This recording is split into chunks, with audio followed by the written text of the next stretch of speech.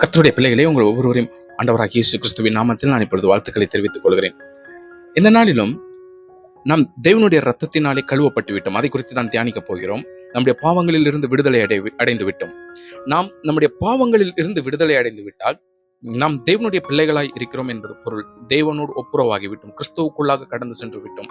கிறிஸ்துவுக்குள்ளாக வாழுகிறோம். எப்படி வேண்டும் என்றாலும் வைத்துக் கொள்ளலாம். அப்படி என்றால் எல்லா ஆசீர்வாதங்களும் நம்முடைய எல்லா ஆசீர்வாதங்களும் கிறிஸ்துவுக்குள்ளாக நாம் சுதந்தரித்து விட்டோம்.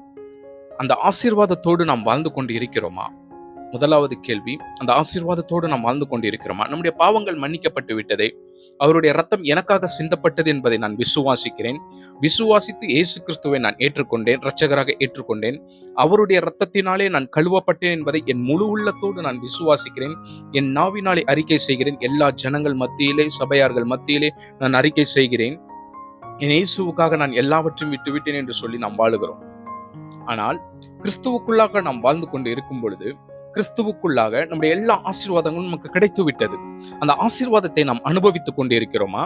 அப்படி ஒருவேளை அனுபவித்துக் கொண்டில்லாமல் அந்த ஆசீர்வாதத்தை பெற்றுக்கொண்டு அந்த ஆசீர்வாதத்திலே நாம் வாழாமல் இருக்கிறோம் என்றால் எது நம்மை தடுத்து கொண்டிருக்கிறது? அப்படி என்ன சாபம் நம்முடைய வாழ்க்கையிலே குறுக்கிட்டு கொண்டிருக்கிறது? கிறிஸ்தவர்கள் தான், ரட்சிக்கப்பட்டு விட்டோம் தான், அவருடைய இரத்தத்தினாலே கழுவப்பட்டு அவருடைய பிள்ளைகளாய் மாறிவிட்டோம். இப்பொழுது நாம் கண் மூடினாலும் பரலோகத்திலே நம்முடைய கண் திறக்கப்படும். எல்லாம் நாம் விசுவாசிக்கிறோம். நல்லது. கிறிஸ்துவுக்குள்ளாக அந்த ஆசீர்வாதம் முழுவதையும் நாம் இப்பொழுது அனுபவித்துக் கொண்டிருக்கிறோமா? அப்படி அனுபவித்துக் கொண்டிராவிட்டால் என்ன நமக்கு தடையாய் இருக்கிறது? எதன் மூலம் அந்த தடைகள் வந்திருக்கிறது என்பதை நாம் தியானிக்க போகிறோம். ஒரு வசனத்தை நீங்கள் அறிந்து கொள்ள வேண்டும். அதனுடைய விளக்கத்தை நான் உங்களுக்கு கொடுக்கிறேன்.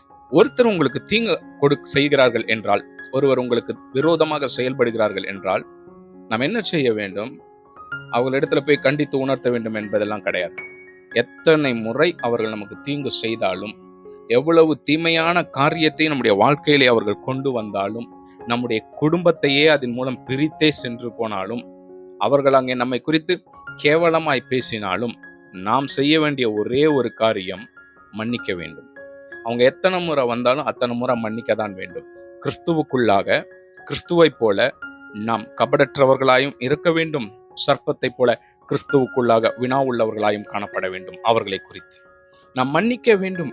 நாம் மன்னித்தால்தான் நம்முடைய எல்லா பாவங்களும் நமக்கு மன்னிக்கப்படும். அதை நன்றாக அறிந்து கொள்ளுங்கள்.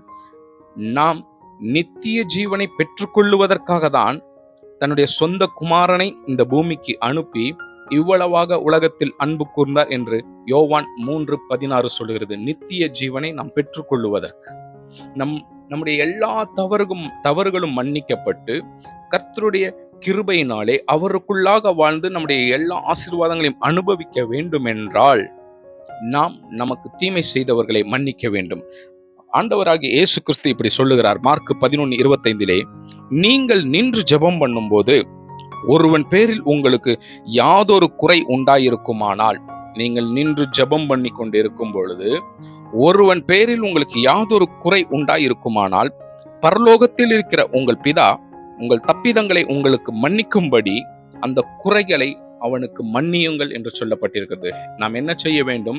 நாம் ஜெபம் பண்ணி கொண்டு இருக்கும் பொழுது, ஏதாகிலும் ஒரு காரியத்திற்காக தேவனுடைய சமூகத்திலே நாம் வைராக்கியம் கொண்டு ஜெபித்துக் கொண்டு இருக்கும் பொழுது, அல்லது சபையிலே முன்பதாக நின்று கொண்டு இருக்கும் பொழுது, அல்லது நீங்கள் தேவனுடைய வார்த்தைகளையே பேசிக்கொண்டு இருக்கும் பொழுது, சுவிசேஷம் அறிவித்துக் கொண்டு இருக்கும் பொழுது, தீர்க்கதரிசனமே நீங்கள் உரைத்துக் கொண்டு இருந்தாலும், பல மணி நேரம் நீங்கள் அந்நிய பாஷையிலேயே பேசிக்கொண்டு இருந்தாலும், திடீரென்று உங்களுடைய மனதிற்குள்ளாக ஆவியானவர் ஒரு ஏவுதல் கொடுக்கிறார் என்றால், யாரையோ நீங்கள் தவறாக சிந்தித்து கொண்டு யாரையோ மன்னிக்காமல் இருப்பவர்களை உங்களுடைய மனதிற்குள் கொண்டு வருகிறார் என்றால், நீங்கள் அந்த இடத்திலே அவைகளை எல்லாம் விட்டுவிட்டு முதலாவது அவர்களை மன்னிக்க பழகுங்கள். ஏன் உங்களுக்கு தடை இருக்கிறது? நம்முடைய வாழ்க்கையில் இருந்து தேவனுடைய ஆசீர்வாதங்கள் எதையும் நாம் அனுபவிக்க விடாதபடிக்கு சாத்தான் தடுத்து நிறுத்துகிறான் என்றால், அப்படி ஒரு சாபம் நமக்குள் இருக்கிறதாக இருக்கும் என்றால், இந்த ஒரே ஒரு காரியம்தான் உங்களுடைய வாழ்க்கையில் இருக்கிறது.